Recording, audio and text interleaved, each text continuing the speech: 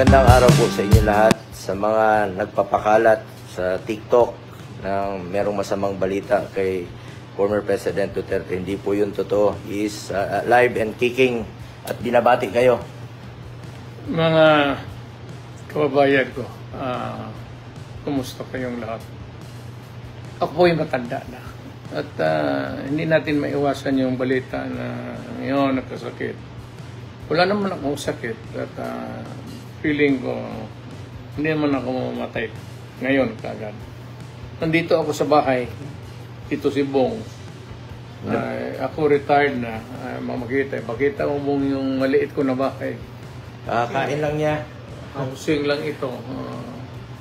Housing ito ng... Batiin mo lang sila, yung mga Pilipino. Nandito lang ako nagre-relax. At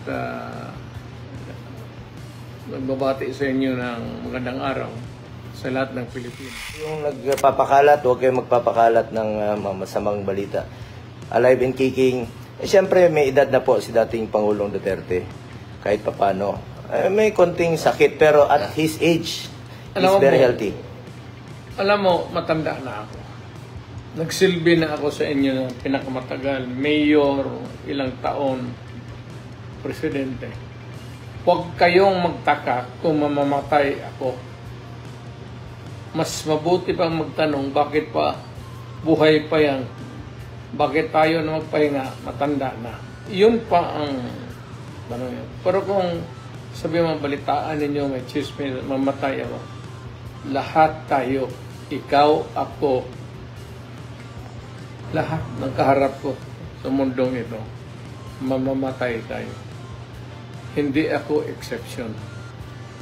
May katandaan na ako, tapos na ako nagsilbi sa buong buhay sa bayan ko, ang taong bayang Pilipino. Salamat po sa tulong ninyo at inyong pagbigay ng pangpalakas ng loob sa yung kanang paraon. Kaya kung nakaya na nilabanan ko lahat. Lalo na yung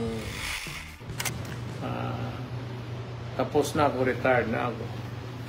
So, very healthy po si dating Pangulong Duterte. Ako naman, in my own small personal capacity, ang commitment ko sa kanya, lalo na sa kanyang medical, at hindi ko po pababayaan ang ating dating Pangulong Duterte. Hanggang kamatayan po ang aking commitment sa kanya. At mahal na mahal ko po siya. At parati niyang pinapaalala, just do what is right. Yan. Magtanong kayo ng anong pinaka-advice ko para sa iyo at para sa mga anak at apo ninyo. Isa lang. Gawin mo lang kung ano yung tama. Hindi nung kailangan pag-usapan eh. Alam mo dito, pati dito, kung ano ang tama o mali. Gawin mo lang yung tama. So, sa mga nagpapakalat, let's pray for former President Duterte. Okay po siya, oh. Kamao.